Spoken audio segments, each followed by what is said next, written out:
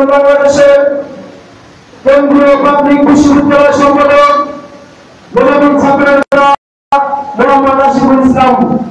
বক্তব্য রাখছেন মোহাম্মদ আশিকুল ইসলাম, কেন্দ্রীয় প্রাথমিক বিশ্ববিদ্যালয় সম্পাদক, ইসলামী ছাত্র আন্দোলন বাংলাদেশ। আসসালামু আলাইকুম ওয়া রাহমাতুল্লাহ। নাহমাদু ওয়া নুসাল্লি আলা রাসূলিল কারীম, আম্মা বাদ।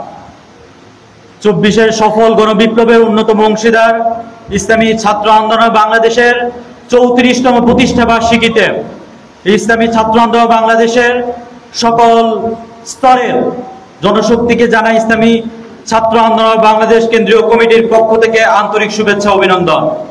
প্রিয় সংগ্রামী ছাত্র জনতা, আমরা একটি নতুন স্বাধীন বাংলাদেশে দাঁড়িয়ে আজ কথা বলছি যে নতুন বাংলাদেশ আমরা পেয়েছি 2000-এর মতো ছাত্র জনতার রক্তের পথ পাড়ি দিয়াম।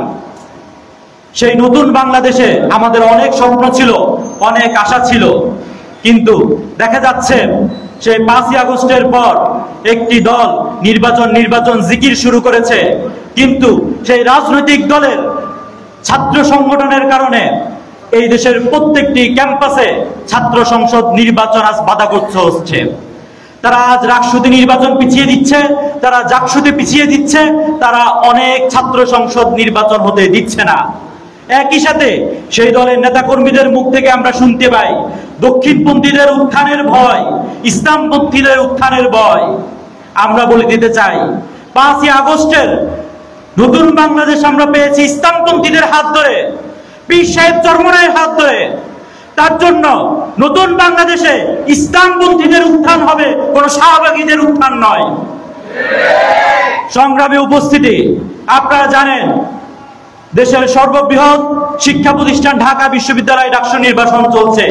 সেখানে ইসলামী ছাত্র আন্দোলন বাংলাদেশ পূর্ণ প্যানেলে আজ লড়াই করছে, কিন্তু সেখানে ষড়যন্ত্র থেমে নেই।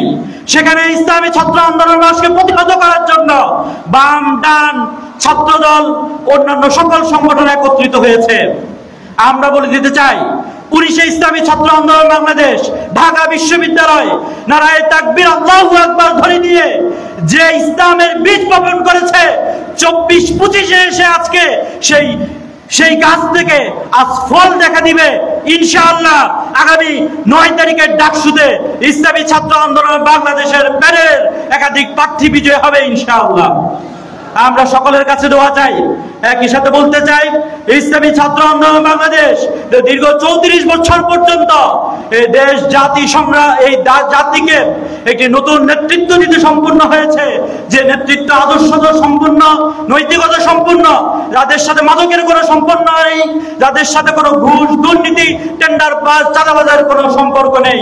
ইসলামী ছাত্র আন্দোলন বাংলাদেশের বিরুদ্ধে এমন কোনো অভিযোগ নেই যে অভিযোগের কারণে আজ পর্যন্ত ইসলামী ছাত্র আন্দোলন বাংলাদেশের মহান অভিভাবক পীর সাহেব চরমনাইকে একবার লজ্জিত হয়েছে, এরকম ঘটনা বাংলার জমিনে ঘটে নাই।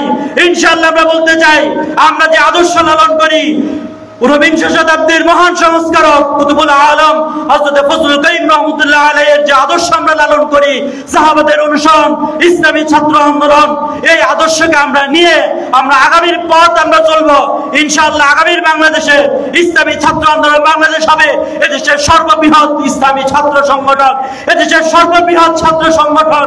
সে ঢাকা বিশ্ববিদ্যালয় থেকে শুরু করে প্রতিটি পাড়া মহল্লা শিক্ষা প্রতিষ্ঠানে প্রত্যেকটা জায়গায় ইসলামী ছাত্র আন্দোলন বাংলাদেশের দুর্গ গড়ে উঠবে। প্রিয় উপস্থিতি, আবারও সবাইকে 34তম প্রতিষ্ঠা বার্ষিকীর শুভেচ্ছা জানিয়ে আগামী আন্দোলন সংগ্রামে কাঁধে কাঁধ মিলিয়ে পাশে থাকা আহ্বান জানিয়ে আলোচনা এখানে শেষ করছি। মা তাওফিক ইল্লা বিল্লাহ।